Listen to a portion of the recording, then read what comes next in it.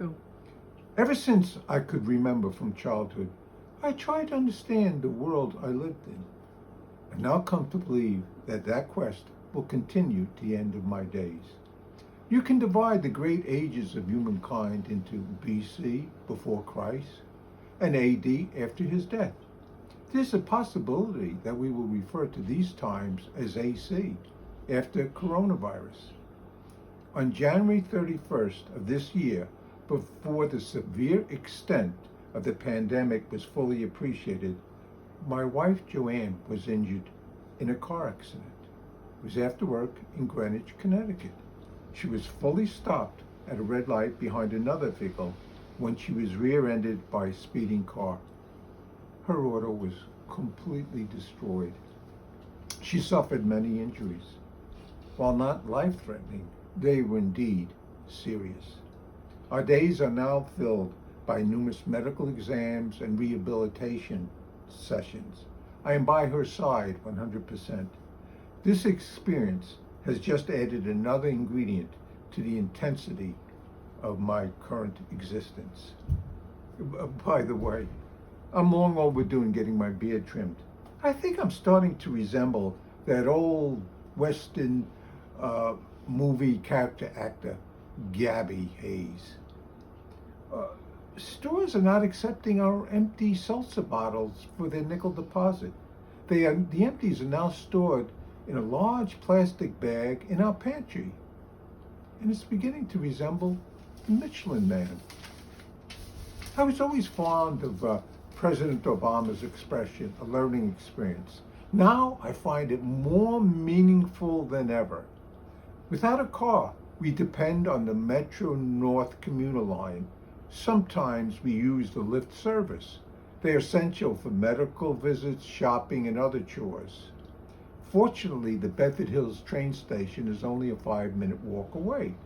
Even before this catastrophe, I made sure that the conductors knew that this wasn't just a train ride for me, but a lifeline.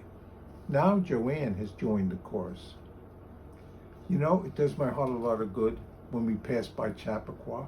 Instead of hundreds of cars filling the parking lots, there are now swarms of children joyfully riding their bicycles and tricycles.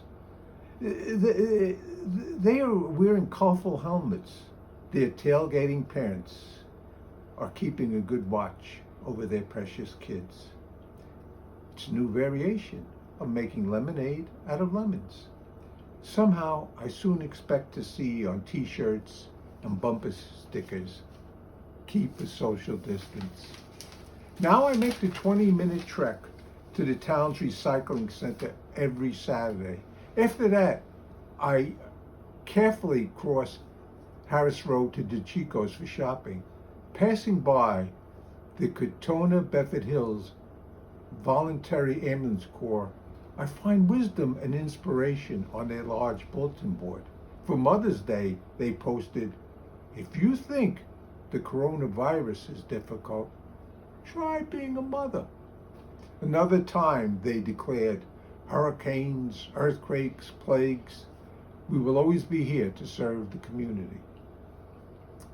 You know, with fewer people about, I am now more receptive to nature. I am filled with joy at the beauty and fragrance of lilacs in bloom. I find magnificence in birds in flight and their whistle songs. I even wonder at pigeons doing their dance as they peck the good earth. The stately campus of Burke Rehabilitation Institute in White Plains was landscaped with colorful tulips. When their time was done, they were replaced by stunningly bright azalea bushes. I have developed a fascination with the unique character of each tree with their gnarled trunks and extended branches. My eye is always caught by a squirrel or two scampering about. A magical moment recently occurred when a posse of about a dozen baby squirrels ran up the same large welcoming tree. I never saw that before in my life. You know, they say tough times don't last, but tough people do.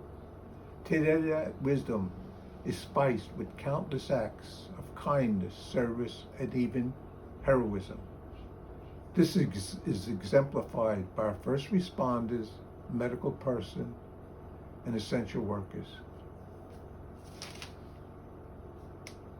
God's mercy and grace to us all.